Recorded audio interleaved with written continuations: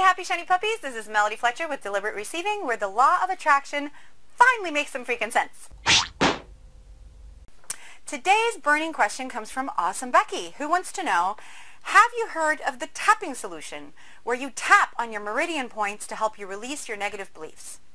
I've released some pretty awesome stuff, but it can be emotionally tiring. I was wondering what your take on it was from your happy, shiny LOA puppy perspective. Now, for anybody who doesn't know what Awesome Becky is talking about, another name for tapping is EFT, Emotional Freedom Technique, for example, and there are other names for it, where you find meridian points that are on your face, on your neck, on your hand, that you tap on, like acupuncture points that supposedly open up the energy and allow you to release limiting beliefs. So I personally do not use this particular tool to shift my energy, but I do have some experience with it, and I do think it can be an excellent, excellent, excellent tool for growth. The reason why I say can be is because you can never make any tool responsible for your growth and say, this is the tool that will help everybody. There is no one tool that will help everybody. But if you are drawn to a certain tool, that means at this time, for you, that tool may very well work. It may not always work for you. It may not continue to work for you forever. It's always still up to you to use your intuition to see what tools are you being drawn to in this moment. That being said, I had the great pleasure of seeing EFT used properly by a master practitioner, and I was able to observe the energy shifting and what caused it to shift. And so here is my personal opinion on what's happening when somebody is using EFT. The important thing is that it's used properly. The first time that I heard about it, somebody was explaining it to me, and they showed it to me, and I really got nothing from it. I felt nothing from it. Nothing happened, and it's because the person was making the tapping itself responsible for the shift and didn't realize that there was much more to it. And thankfully, like I said, I was exposed to somebody doing it properly and being able to really witness that happening and get a better understanding of it. Now, the important thing with EFT is not so much the tapping. I think, to me, the tapping is really a permission slip that people use that kind of gets the mind out of the way and lets some energy work happen. But the problem is that it in of itself isn't going to cause that change.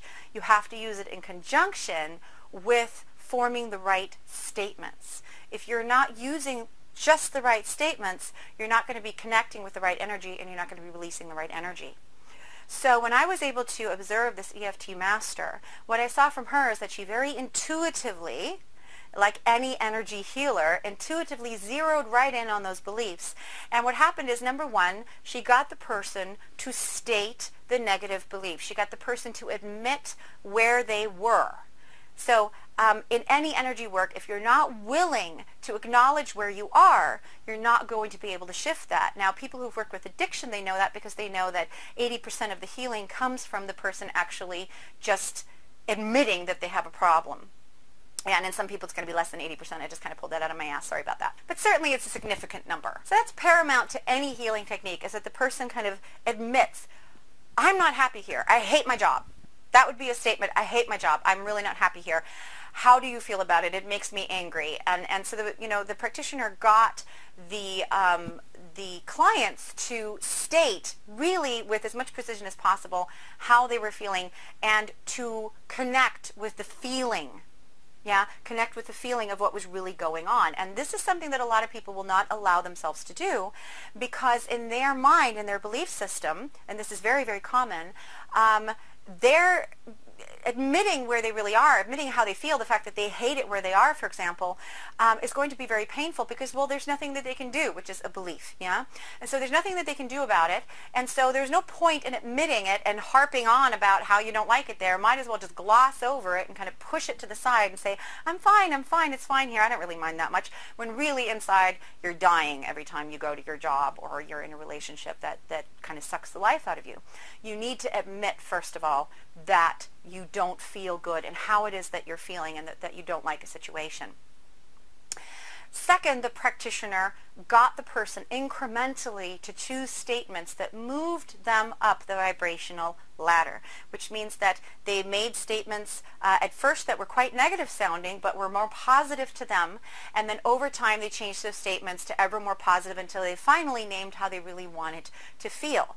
And all the time confirming that there was no judgment against these negative beliefs. So if you say, well, I hate myself, in EFT they'll say, well, even though I hate myself, I fully and completely accept myself. So what you're saying with that, and the stance that you're getting with that, is it's okay for me to feel the way that I feel. So not only are you acknowledging how you feel, now you're also taking the judgment out of it and saying, it's okay for me to be where I am. It's okay for me to feel this way. It's okay for me to be in this situation. And then once you've acknowledged that and you take the judgment out of that, that alone will already cause a really big shift in many people. They get tremendous amounts of relief in just saying the words, this is how I feel. I don't feel good about this. I hate this. I don't like this. And a lot of times right then they'll already start releasing, they'll already start crying. Now the next thing the practitioner did was to take the person incrementally up the vibrational ladder by helping them find the perfect words to where they wanted to go, what their actual desire was, so naming their desire and getting them to focus upon that, and then building a bridge between where they were to where they wanted to go, and then finding the perfect words so that each statement felt better and better and better and better and better. So from my point of view, this was just like any other healing technique.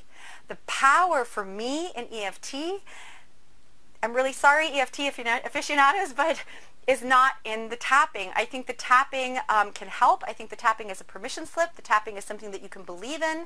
People understand, oh, I tap, there's the meridians, this is going to help me.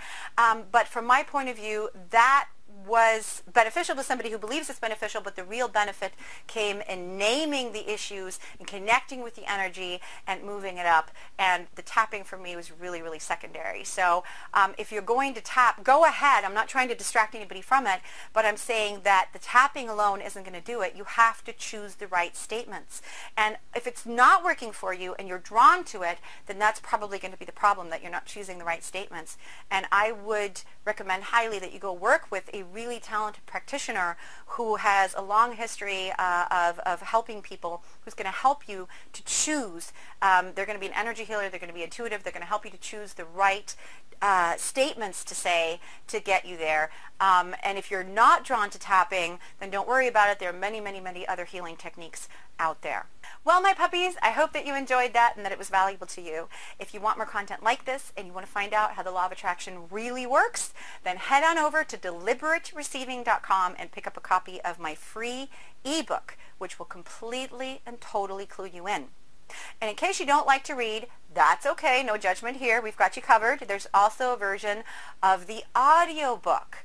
And if English is not your first language and Spanish is, then es disponible en castellano también. Because, you know, why not?